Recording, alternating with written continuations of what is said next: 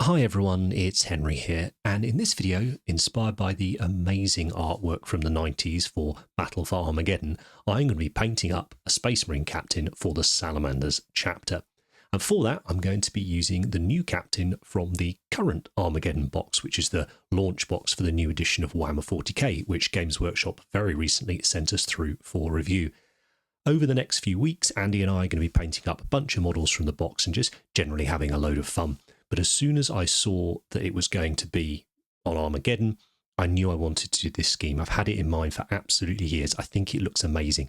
I completely appreciate that the Salamanders have evolved stylistically and in many different ways since this art was done, but I've always really liked it as a starting point. So my intentions for this video was really to take bits that I liked from this, bits that I liked from the current Salamanders look, and mush them together and get something that I really like my interpretation of what I think the Salamanders chapter could look like. And if you're curious about those changes and the evolution that the Sallies have gone through, I can really recommend a video by Arbiter Ian over on his channel, if I remember, I'll link to it below, where he goes through all of that. But safe to say, I was very excited to get this mini done. I didn't have long to do it, but I'm really pleased with what we got in the end. Let's talk about it a little bit more at the end of the video. So let's paint.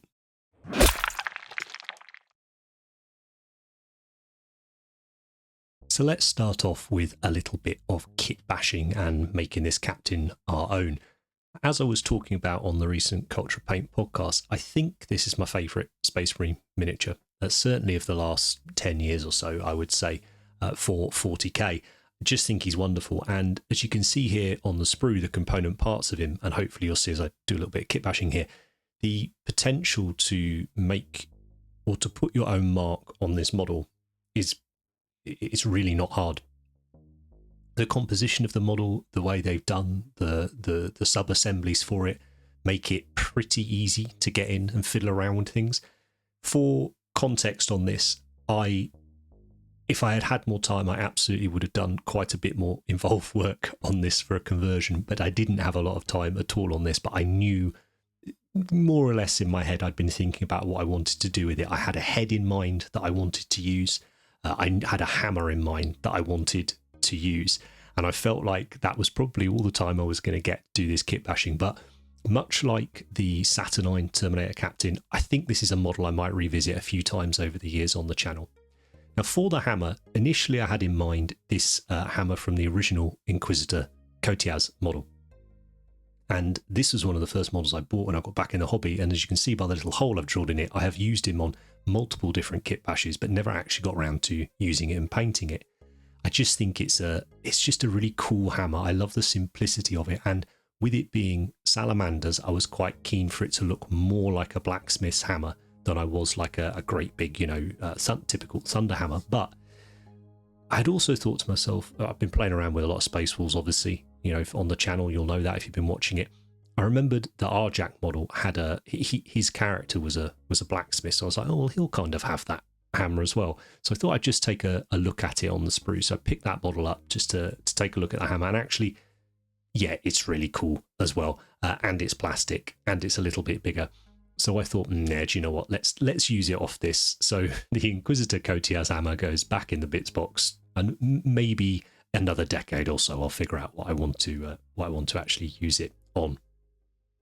But as I say, the hammer was a pretty obvious choice for me, and changing the weapon in the right hand of the captain, as you can see what I'm doing here, really is not tricky. And I think when we're looking at how can we make characters our own, perhaps you've been collecting for a little while, but you've just been painting stuff sort of straight out the box, and now you're wanting to do a little bit more customization, really make those minis your own. Maybe you've read a lot more of the lore and listened to the audiobooks, played the video games, whatever. You're just more familiar with everything.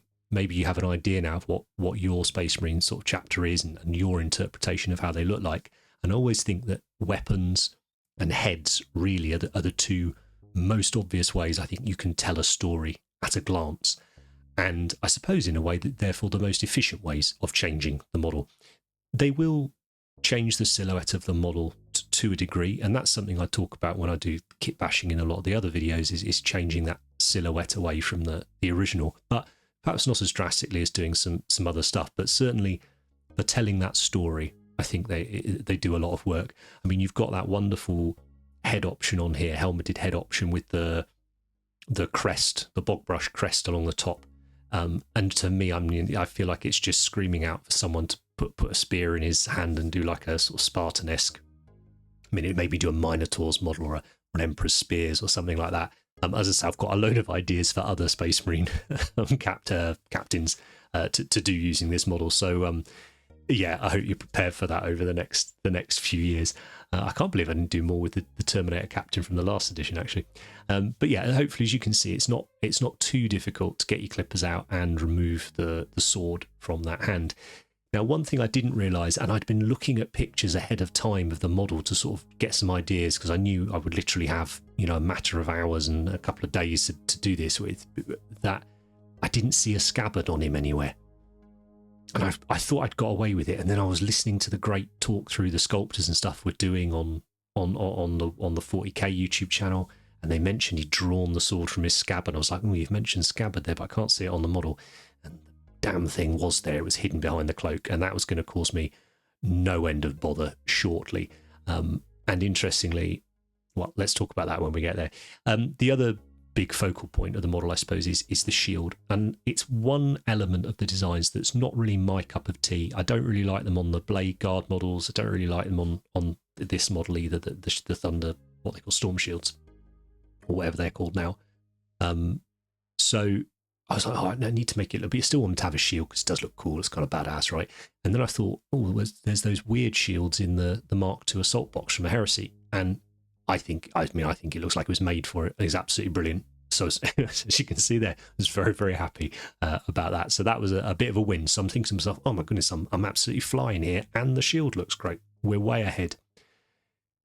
Future me looks back at past Henry here with a bit of sadness and empathy, because he's no idea what is about to happen for trying to do a nice simple kit bash on this model. And really it all comes down to this flipping scabbard. And once I'd gone through getting it sorted, I realised it would have been far, far easier to have just clipped the scabbard off and tiny bit of resculpting on the armour plate that it was attached to. But when I was in the moment, when I was rushing to get things done, it just didn't even occur to me to do that. So again, if this is your character for your army, take a bit of time. Think, don't rush into things.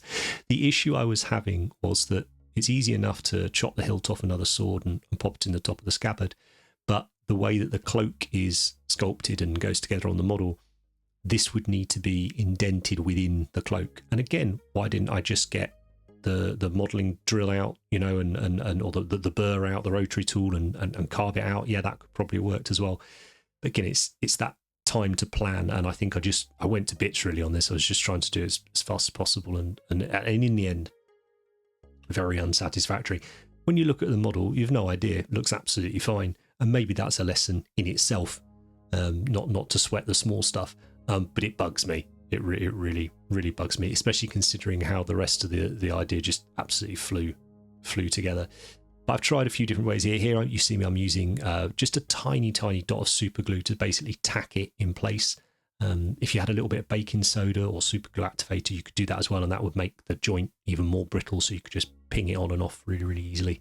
But I go through umpteen different ways to try and get this sword in to do it. But this, I think, is going to be the only Space Marine I do from the box over the next sort of month or so. Anyway, I'm sure over time, and particularly over on Patreon, I've got a project I'm very tempted to do. But for this sort of exciting launch phase, I think this is the only Marine I'm going to do from it. But if there are any particular chapters or ideas that you would like to see us have a go at, please let me know in the comments, because I'm always up for it. I love modelling Marines. I think they're wonderful. And they're always a lot of fun to do with. But I am conscious we've done quite a few of them recently. And to be honest, I'm just really excited to paint some orcs from the box. So I've got a few different orc videos in mind. You see, this is where I should have realised I could have just clipped the scabbard off, because I'm clipping the top off to make it a little bit lower, get more of the hilt in. The issue I was having was I could put the hilt on, but because of the clearance, it would make the grip look like you could barely fit one finger around it. But anyway, there we go. As I say, the rest of the model was absolutely flying together, and all of this extra time gives you sort of time to think about think about the painting and stuff on it. But I thought I would leave a load of this in just to show basically the process that we often go through, and perhaps sometimes we don't always film or don't always talk about, that it can be frustrating. I guess the only learning point really is go really, really easy on the glue. You know, Blue Tack's really useful for putting this together, but obviously it does create gaps which aren't necessarily realistic when you come to apply the pieces together. So I think if I'd used Blue Tack here, even the fractions of millimeters it would have been adding would have been enough to have thrown out what I was trying to do here when the tolerances were so low. But basically I had a bit of a meltdown, put it down, came back, thought I'll do a bit of work on the hammer. Now, one of the stylistic elements that I really love on that old artwork and in the Horus Heresy transfer sheet, not so much the artwork, they never really talk about it in the artwork, but on the transfer sheet for the Salamanders Legion, they've got a load of these sort of esoteric geometric shapes and stuff, which I think is really interesting. And that was coupled with the colour scheme, the yellow legs, you know, the yellow shin, is what really inspired me to have a go at that different interpretation of them, rather than leaning into the whole dragons and drakes and salamanders, all that sort of thing, just more this esoteric element. And therefore I thought I was quite happy to leave that central jewel type image decoration that's there on the hammer. But I thought I'll fill in the Fenrisian runes that are on the side. So to do that, I've just used a bit of Vallejo plastic putty, and then I've sanded it down. As I come to find out later, I should have been a bit more thorough with that. It didn't give us as smooth a finish as I should have. So all I should have done is repeated the process, and that would have given me a lovely smooth finish to it. In the end, there was still a little bit of an indentation, and once the paint had hit it, it was still a bit visible. It didn't overly bother me. Oh, you can see here, I still can't make it fit. Oh dear. There's a lot of good memories with painting this model, and I always enjoy painting stuff for a new edition. I think as a fan of the setting, I find the new stuff fun. I do get excited about it. I enjoy the buzz around it, particularly my gaming group at the minute. And it's just fun to be a part of, isn't it? The new stuff. Yeah, it can be frustrating. So you can see here I have pinned through the hammer and the hand just to really make that join nice and solid. I've used brass rod. You can just use things like paper clips and stuff, but I tend to pick up a few different thicknesses of brass rod and then the corresponding sizes for the drill bits for my hand drill as well. The head I put in here was just a placeholder. I had already painted the head for this model whilst I was waiting for the box to arrive. I actually think this head looks fantastic as well. That Legions Astartes character head upgrade set 1 is brilliant in my opinion. I bought several of it to use just because I think there's some crackers in there. But anyway, nice and simple. Let's get on with the paint job. As ever with Space Marines, and particularly I think with this scheme, with the colours being such a driving factor for doing the paint job itself, armour is a big deal. So we often, that's going to be the part that we probably do end up spending the most amount of time on. For the yellow parts of the model, I've done a few other models in yellow that are probably going to be out on Patreon quite soon, so I was keen to do a slightly colder yellow on this miniature. And for the shadows, I wanted that sort of slightly orange brown colour. So a Mournfang for me is absolutely perfect brown to use as a pre-shade for it. So I've just base coated the yellow areas with the Mournfang.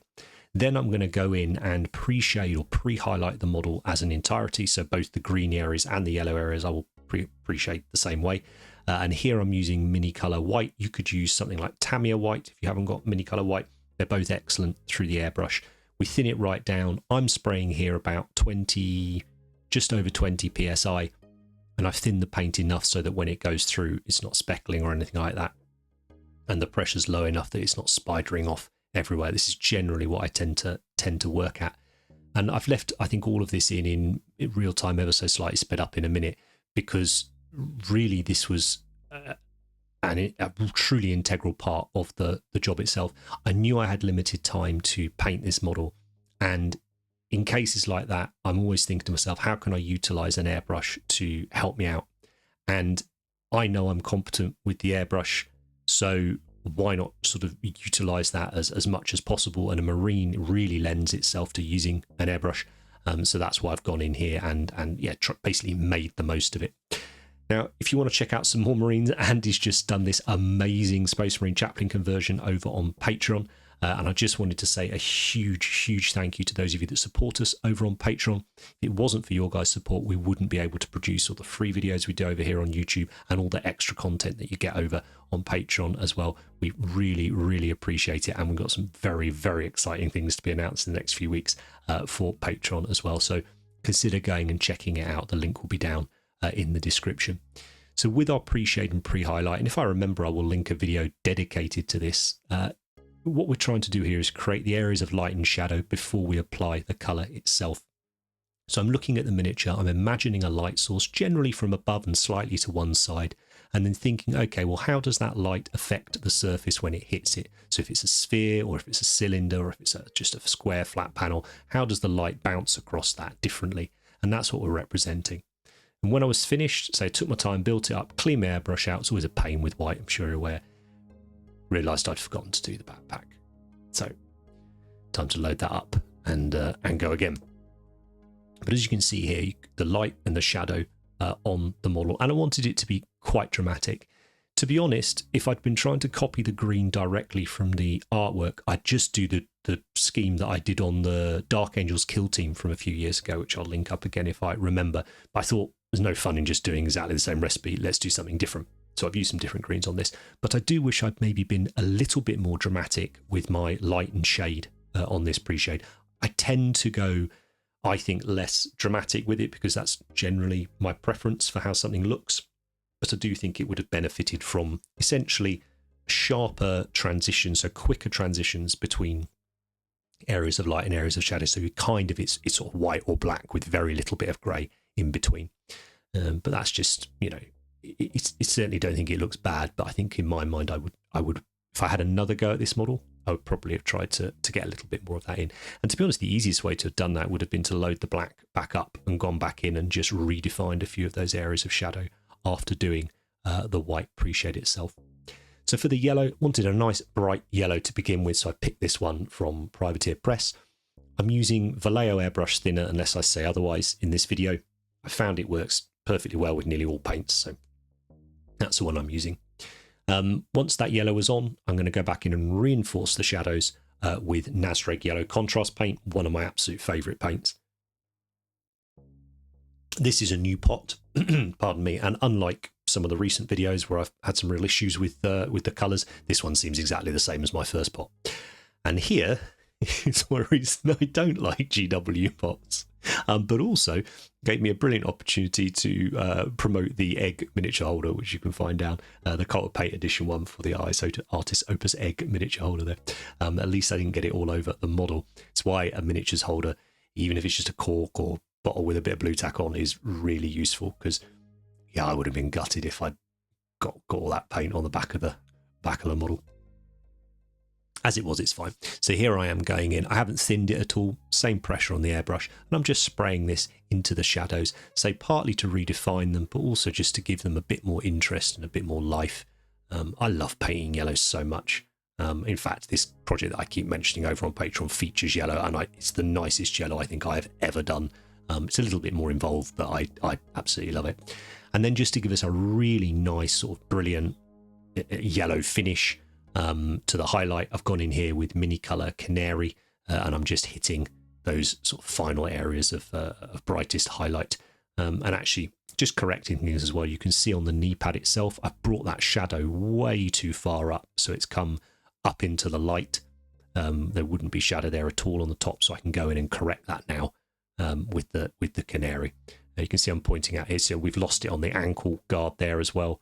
And on the weird little shield bit that's above the knee. I don't know what that's called. But yeah, we can just go in and redo that. And hopefully what this is showing you guys is that it's often a back and forth process. And if I hadn't been on such a tight time schedule with this, I'd have gone back and forth a lot more. One of the things I love about airbrushing is that we can do that. And because the paint that we're applying is in such thin layers, it's not masking any of the detail. It's not building up and creating unsightly texture on there, losing the detail. I think is a brilliant tool for allowing you to do that. And obviously I am using one of our Cult of Paint signature series, Harder and Steenbeck Evolution. Yeah, it's be silly not to, really. Right, the shield, one of the coolest parts, I think, of the Mini. Now, I've stuck shield in here, although this is only the start of it. We're going to flip back between shield and armour anyway, but I try to break it up into chapters and stuff like that, particularly as I'm doing a lot longer videos nowadays here on the channel. I think the chapters just make it a little bit easier to navigate and give me a chance to have a quick slurp of tea or whatever as we're doing it. So I wanted to do a little bit of masking. There's the design on the shoulder pad on that artwork is that lovely triangle surrounded by flame. And I can't do that on the shoulder pad on this Marine because he's got his cloak and a fancy shoulder pad on there. So I was like, well, I can do it on the shield, no problem at all, particularly with this design of shield working so well. I tried out a couple of different size triangle things. That's what you'll see me doing here. These are just test ones. And then when I realised the size of the one I wanted, I went back and made sure I did one that was even and, you know, the angles were correct and everything on it. But I watched, I mentioned a minute ago, the Games Workshop have done a series of videos over on their Warhammer 40k YouTube channel talking to the designers, so the sculptors and the painters for the launch box. And I think they were absolutely brilliant. I really recommend going and watching them, and I hope it's something we see a lot more of in the future from them. They talk about the importance of leaving space on the miniatures for painters to have some fun. So not all the detail is sculpted and stuff. And I think that's very apparent with lots of parts of it. And I think it's one of the reasons perhaps I don't like those shields so much, because they don't allow you to personalize things so much. The design itself, I think, is kind of cool. Not the mic, sorry. I think, yeah, the design is kind of cool. But say, well, how can you do your own thing on there? And particularly on this captain model, you've got loads of room on his legs to do, well, his one leg, his left leg to do stuff with, but actually on the rest of him, yeah, there's the cloak. But shoulder pad wise and all that, I think I just wanted a little bit more canvas to work with, and hopefully you can see it's very, very easy to create that canvas. So you'll have noticed I also put a couple of thin coats of polyurethane gloss varnish over the yellow when I was finished with it, and this is just to protect the paintwork underneath. It doesn't need to be like boiled sweet shiny, but you just want a little bit of additional protection because we are going to be putting tape and stuff over it. If we get any bleed over of paint and stuff like that, it's going to be a lot easier to clean up if there's a little bit of varnish over it. All I would suggest is when you're using varnish, particularly airbrush varnish, you just give it some time to dry. So all of our taping up and stuff is done, and now I just needed to go back in and redefine the areas of pre-shade that we've got overspray on from the yellow.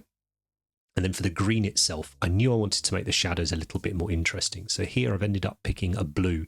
This is Midnight from Minicolor, one of my absolute favourite paints. I need to think of a project where I can utilise this as the main colour because I think it's just incredible. Maybe a take on Ultramarines that might upset people, or Alpha Legion. I think Eldar, Dark Eldar maybe could look really nice in this. Anyway, let me know. So I'm just spraying this into the areas of shadow, and I'm doing that first because I want the other greens that go over the top to be more dominant. And here I'm using Mallard, so another Minicolor green. I've used a few mini colours on this thing. Ultimately, the paint's going to be out very soon, and hopefully by the time you're watching this video in the future, you'll be able to pick it up anyway. But obviously, if you can't get hold of it, you can see the types of colours I'm using, and I'm sure you'll have them in your collection, or you'll be able to pick them up from someone else if you can't get hold of Minicolor. Now, I'm using Mallard here. Again, thinned it down, probably at least 2 drops of thinner to paint, so it is a thin mix, and I wanted to build up the colour so that I made sure I didn't completely obliterate all the work that we've done previously with the different layers. Again, it's what airbrushing allows us to do, and if we don't take advantage of that, we may as well have just used a rattle can. And then finally, as you can see the sort of consistency there on my nail, the final highlight, I mixed in a little lemon, so an off-white yellow colour. So I wanted to ensure that we stayed that yellow sort of green. Mix that into the Mallard, and I'm spraying this over the brightest parts of the highlights. And I think it is a beautiful colour. I don't normally toot, you know, but I actually think this green is really nice, and I'm very tempted to spend a bit more time playing around with it. There's a lot of feeling with that model. This model, sorry. There's I felt quite a bit of pressure on it because it's a launch edition mini, and we enjoy doing these things. And I think I had a lot of good ideas. As with many things, I wish I'd had a little bit more time. But there are certain parts of this that I think went really, really well. Like his left leg, I think that is really, really nicely realised in paint. Had I had more time, I would have gone in with a paintbrush, refined it further. But the decision was, with the tight time frame, to utilise the airbrush as much as possible on the Mini. And I think with those limitations, I think it actually has come out really, really nicely. So here you can see the yellow next to the green, and you see I've got a little bit of overspray there just on the yellow. And this is one of those reasons, say, for popping that gloss coat over the yellow. So that green paint, I haven't waited for it to dry before I peeled the stuff off, just peeled it straight off. Just using a little bit of water, we can reactivate the paint that's on top, and we can easily remove it without using too much pressure or anything. If you came back the next day and it was on there and oh no, this, if you use a little bit of airbrush cleaner, again, don't saturate the area, just let it soak into that paint that's on top of the varnish, give it a minute or so, and then you can use, again, a soft brush, should be enough to just remove it. I was a bit confused about that line, that cut that had gone in the back of his ankle there. It was where I had trimmed the tape when I was going around it, and I obviously thought I was being really clever and following the line, and I was completely not. So just carved into the miniature, which is always a lovely surprise when you peel it off. But it's a fun video that's meant to be hopefully enjoyable and a bit inspiring or aspirational, whatever you want to call it, for you guys to go and do a better job than me. If this was my captain for my army, I would be absolutely raging. And to be honest with you, I would have just started again. Something like that I think is too important. Now the flames, back to the shield, you can see the last time I used these was when I did a Legio Astorum Direwolf, which is, I think, a couple of years ago on the channel. Go and check that out if you want. But these are by Anarchy Models, company over here in the UK. I've had these for years. I assume they're still going. Really, really excellent stencils. And you see how it works. You sort of get two halves of the flames. And yeah, you just cut them out to the width you want them, and then stick them on where you want them. I love these hot rod flames. And again, it was this, I wanted to lean into that geometric designs, hot rod flames, things like that, things that weren't the sort of muted green lizard skin and lava and all of that we see a lot with the Sallies. I've never quite gelled with that look for them. I never liked that element of them. I think the Salamanders are an awesome chapter, and I had a Salamanders Legion army painted for Heresy. I just think they're brilliant, but little bits of it that never quite gelled.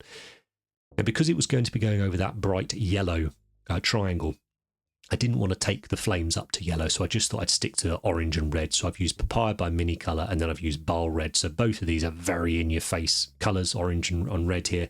But I think that's what this needed. And I'll talk about it a little bit more at the end of the video, but I'm beginning to realise, and we spoke about it in the podcast, where my love is currently for painting Marines and why I'm so excited to paint Marines that I've painted thousands of over the years. Why do I still find it exciting and rewarding? And we'll talk a bit about that at the end, but part of it is these colours. So I think that's come across pretty well, but I wanted to have a few of the flames coming out of the top of the triangle as well. So I winged it here. I assumed I could just pop the stencil over the top, and if the flames crossed over a little bit with each other, they would probably look fine. The only thing I should have done is given it just a couple of thin coats of polyurethane gloss again, just to protect that work we've done on the flames already. One of the downsides of using the airbrush, having those thin layers of paint, is that they are very delicate, and it's easy to rub them off. Unfortunately, I did a little bit of that with this, so, live and learn, but again, it's rushing. Do not rush, particularly your character models. Don't rush them. But yeah, lined it up so just they poke up at the top of the triangle. Repeated the process. In fact, I think I just did the orange here. I don't think I bothered with the red. And I think they came out, really well, actually. You can just see there on the right, peeled off a little bit of that red. Just the contrast, actually. It hasn't peeled off the orange underneath. But yeah, just should have glossed over that. But then we peel this one. And I think it's awesome. I just love it. I love it.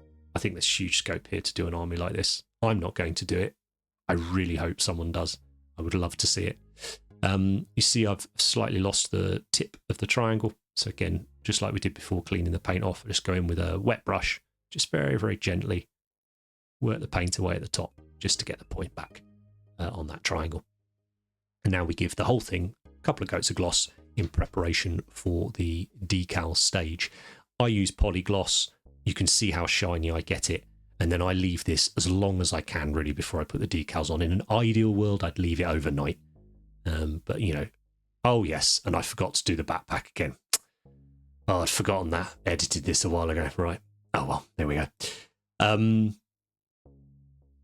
I did love this model, honestly. I really love doing it. I really love painting it, in spite of what might be coming across in some of the sections. So yeah, the decals. You get a decent decal sheet in the box. I must admit, I've been very impressed with the recent decal sheets I've been getting from Games Workshop. They've been very enjoyable to use. So I did a mixture of that one, the existing Space Marine infantry sheet, which is what you saw me, which is these yellow checks, and then the Salamanders Legion one, which I say has got those lovely geometric designs and stuff on that I wanted to use as well. But as I said, leaning away from lizards and lava and all of that. So whilst the decals were drying and doing their thing, I decided to make up an oil wash for the model. It's a pin wash. I'm using black oil here, so I'm mixing this oil paint roughly 1-to-1 with mineral spirits, so white spirits, we call them here in the UK. Mixing them together, I'm using a synthetic brush because the spirits that are in the mineral spirits, obviously, will over time damage our natural hair brushes. So for the sort of donkey work, I will always try and use a synthetic brush when I'm working with the oils. And I'm a big fan of the Citadel ones, actually. Of all the different brands I've picked the synthetic ones up off, the Citadel ones have been as good as any of the others, and they're a lot easier to get hold of for me. Yeah, that's what I've been using. So I mix that up into a wash consistency. I don't want to go too thin with this. If you go too thin with your washes, you either have to apply lots of layers of them to get the desired effect, or more often than not, they will start to split out on you. So it's all about finding that sweet spot with a consistency. So I will always test it out on a piece of sprue or a model or something like this, just to check it's where I want it. So it should be flowing like an acrylic wash, basically. That, coupled with the fact that the model I can almost see my face in it, it's so shiny. With the gloss varnish, we're going to get something called capillary action here, which is where the low surface tension on the model, coupled with the fact that the mineral spirits gives our wash a very low surface tension, it sucks it into all the gaps really, really easily, and the paint doesn't sit on the surfaces. And it was just a case of slowly working my way around the model. You'll notice I'm using a natural hairbrush here. This is an old natural hairbrush, but it's still got a decent point on it for working with pin washes. Over time, it will eventually die. But it's certainly good enough for that.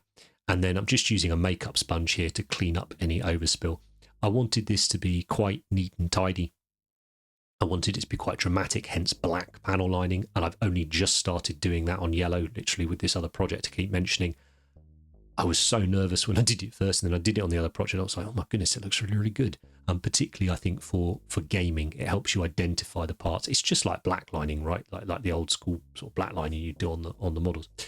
But yeah, just cleaning it up with that. I find that the easiest way to do it, that or a soft brush. But particularly over the glossy surface, it's easy peasy. And then I gave the whole model a couple of coats of matte varnish. Now let's talk about the cloak. In fact, let's just very quickly say, the reason I did the matte varnish at that stage was to unify, partly the model was way too glossy, but also just to unify all those different paints and finishes that we had on the model. Now the cloak, I would love to have taken more time on the cloak, but when it's sculpted as nicely as this, with all these lovely sharp folds in it, I have an airbrush, I'm good with it. It seemed obvious. Use the airbrush to get a decent looking cloak nice and quickly. So much like with our pre-shade and thinking about where the light source is coming from, I just orientate the model and my airbrush as if my airbrush is the light source, and I spray on the highlight colour. So here I'm using petroleum grey, which is a slightly purple grey, because I know that purple works nicely with green. I thought that would be a nice sort of highlight colour to use on the cloak. Then I just mixed in a little off-white, a pink colour in the end, just to lighten the grey up and still maintain that sort of purpley pink hue to it. And this time I'm spraying where the cloak flares out more, down towards the bottom, so it would pick the light more. And if I was airbrushing the top, I would spray it along the top as well, but I'm going to have to brush paint that later anyway. Once that was on there, I load the black back up, and now I orientate the model as if I can only hit the shadows. So I spray the black in. As you can see here, It just deepens those shadows back to pure black. We don't get any on the areas of highlight because we're angling the model so that it can't hit those areas, and we get this quite dramatic shading effect on the cloak. In an ideal world, we now go in with our paintbrush and we add some lovely texture to it, we refine it and all the rest of it, but not got much time. I think this looks pretty bloody good, particularly, you know, when you stick it down on the table. And I imagine a lot of us are wanting to get some games in. I know I am always ambitious to actually play some games rather than just paint. So who knows? I mean, not this one dude on his own, I guess. Although, I don't know, I haven't seen the rules. Maybe Space Marine's going to be like in the movies, right? He'll be able to take on all the rest of them. Now, I wasn't quite sure what to do with the cloak, to be honest, so I just gloss varnished it, assuming I would do decals or something like that. And I sat and pondered and pondered and pondered. And in the end, I thought it doesn't actually need a decal. And I really liked what they had done on the heavy metal version, where they'd put a nice band of text along the back of it. And again, if I had more time, I would have painted the inside of the cloak a light colour. I think that would have looked really nice, and the outside black. But again, I had to make that decision not to. So in the end, I decided to just do a couple of red bands on there, freehand some red bands on there. And all I can give you a tip here really is get the consistency of your paint right, as you see on my nails, so that I'm having to press very gently for the paint to come off. I'm not having to push too hard. And that means that it means I can keep the line a consistent width because I'm only having to press very gently. If I'm having to press hard and my brush is going to splay out more and the line will end up becoming thicker. I load the brush up so that there's loads of paint in the bristles, so a decent sized brush this, but with a good point. And then I roll that on a little piece of kitchen paper to get a nice point on it. So you can see I'm not having to go back to the palette too often to do the entire cloak. And then it was just a case of locking in, breathing and drawing the line across, and you were fine. And again, if you mucked it up slightly, bit of water, wipe it away, you'd be absolutely fine. And very quickly, it was on to the detail stage. As with Marines, is often the case, once you get the armour done, there's not a lot left on the model. There's a bit more with these captain models and these character models. They've got a few more sort of frippery bits and bobs. But really the decision was just going to be colours. There wasn't much more to it. I did want to do just a touch of edge highlighting here, which is more chipping / edge highlighting. I call it tippy-tappy chipping.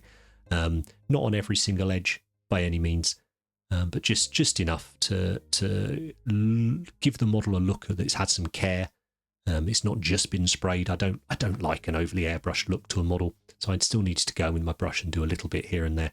So I'm using the final mix. I just put it on my palette, so that mallard and lemon yellow colour, and just going round and sort of looking at the focal areas, looking at the areas of interest, and adding a few little, I say, tippy-tappy chips here and there.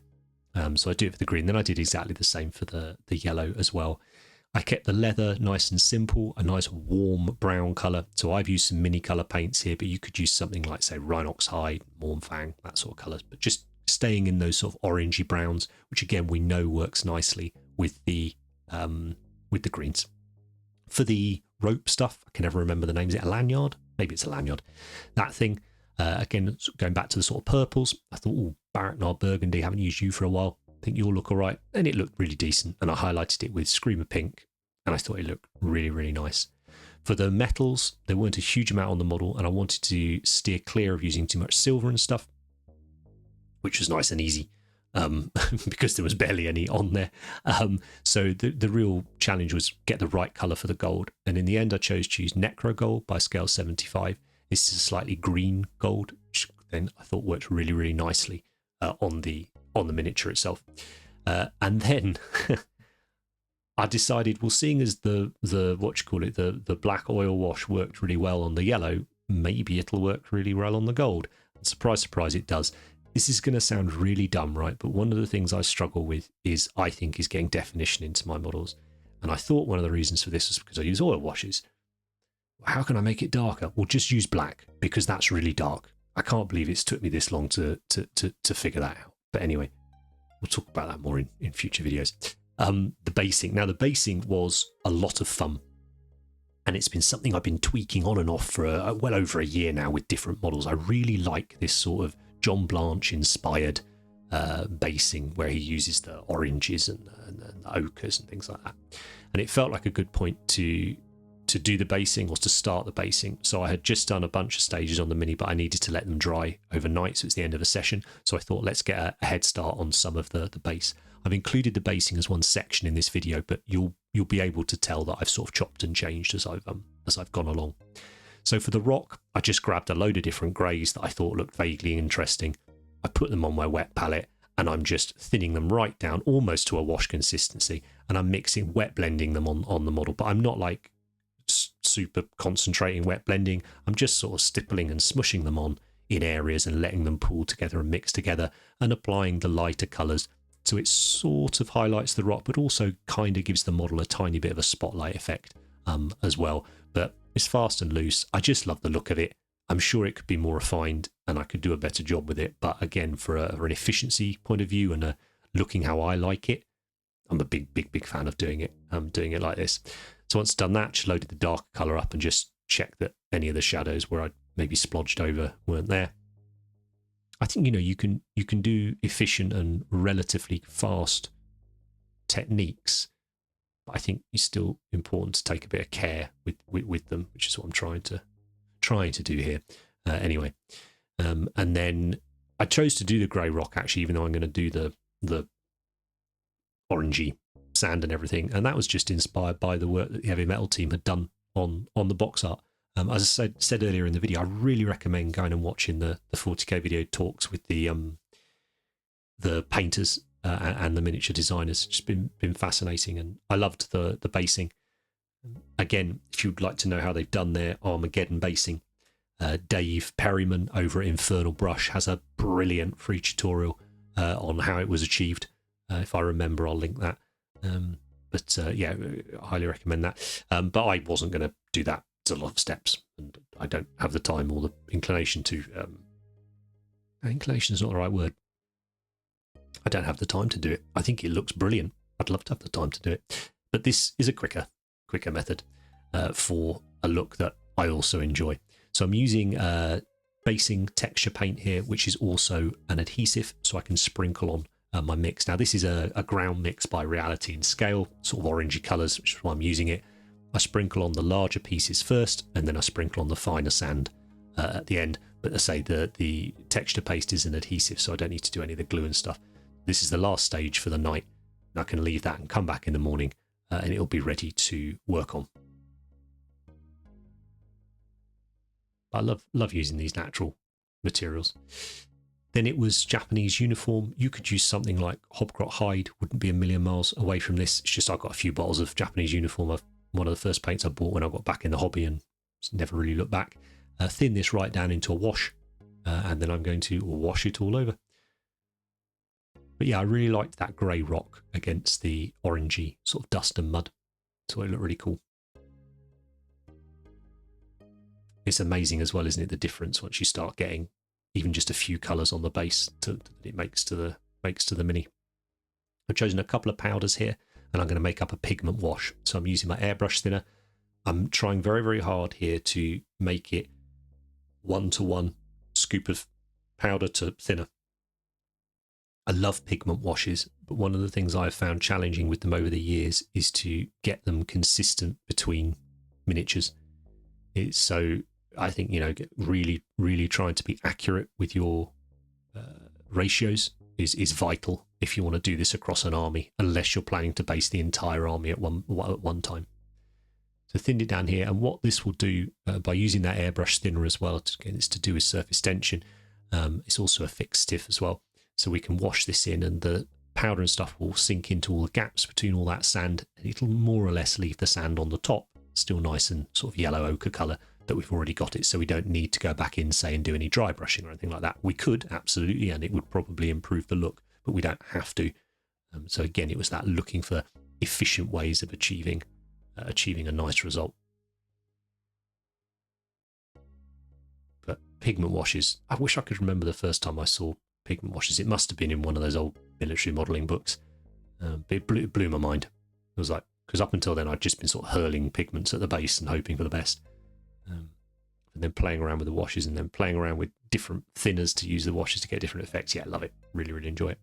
And then to clean up, just soak it up on a piece of kitchen paper. I can throw that in the bin because they can get really messy pigments. So it's good to try and keep neat and tidy with them if you can.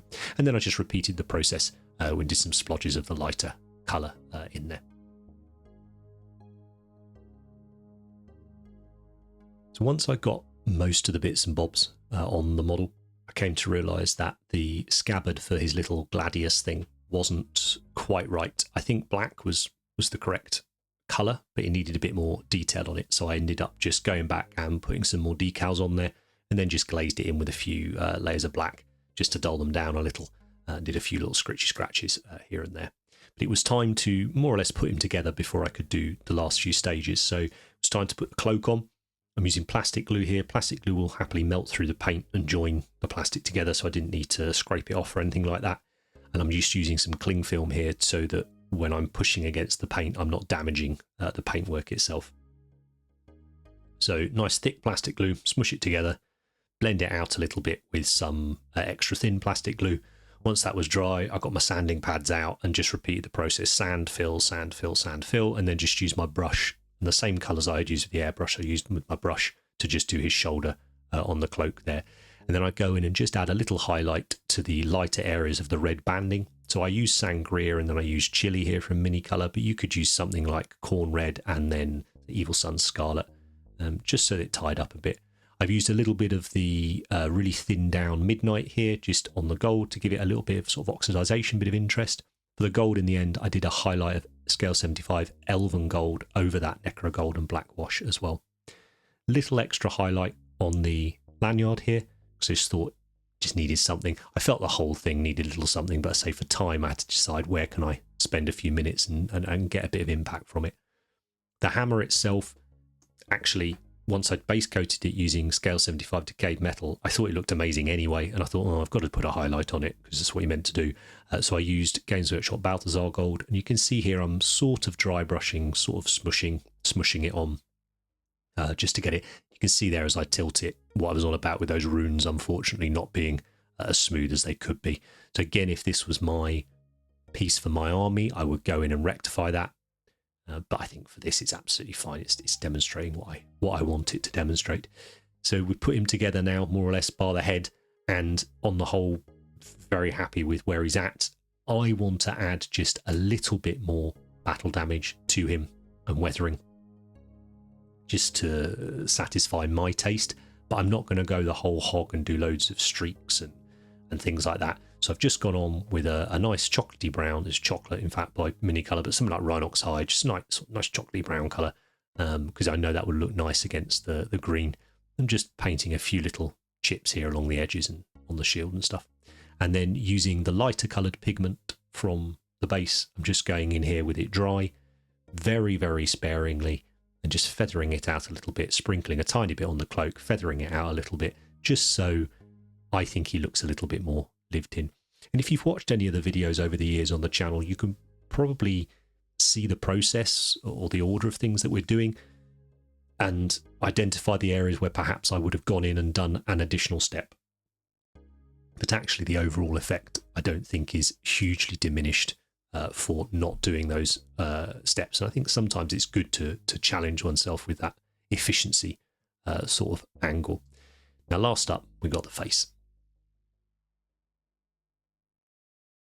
This incredible piece of artwork of Chapter Master Tushan by Adrian Smith was one of the big inspirations for me, and it's a model I have wanted to do for ages. And to be honest with you, if I'd had more time, I would have turned this guy into Tushan. That really was the idea initially.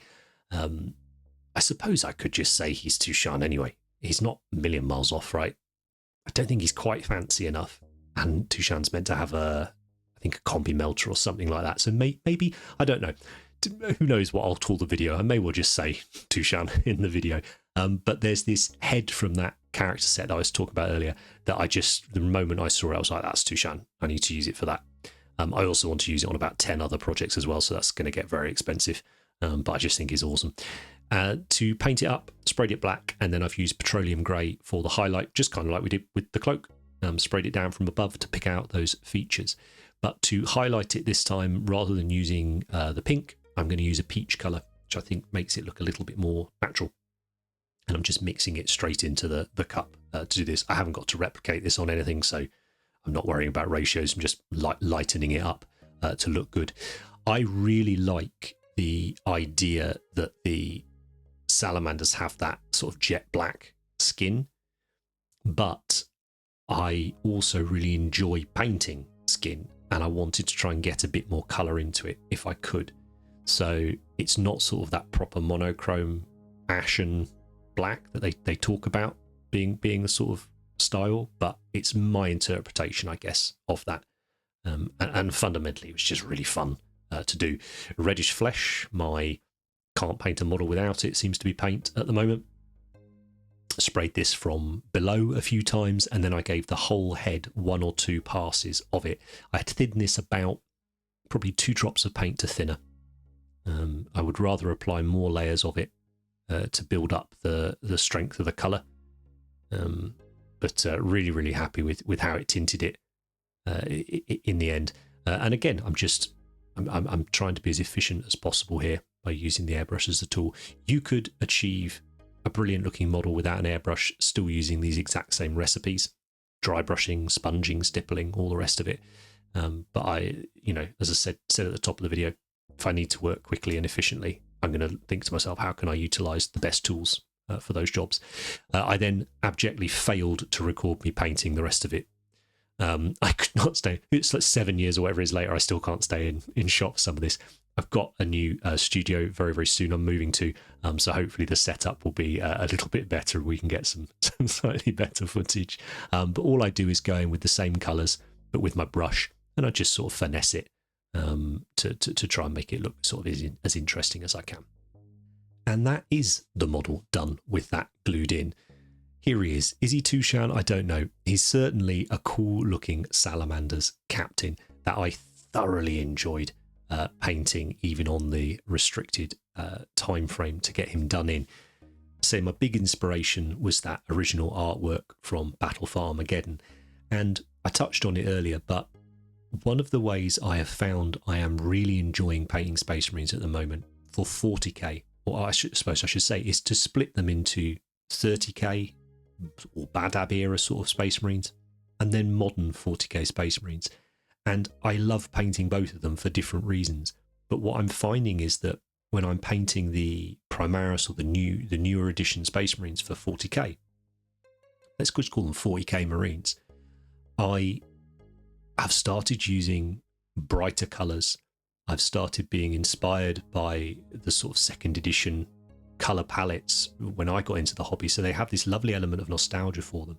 But I also think it really suits the models. I always remember John Blanche saying that Space Marines, were knights in space, and they could have all this pomp and colour on them because that's what they were. And I'm starting to embrace that, and it's giving me no end of joy with painting them, choosing these layer schemes. And I think they look really cool on the 40k Marine models. And I'm not going to stop because I'm thoroughly enjoying it. And then keep that more muted military model style almost paint job and inspiration for my Heresy Marines and maybe my Badab Marines. And that's how I'm enjoying painting the Marines at the moment. I think lots of us love painting Marines. Lots of us don't, but lots of us do.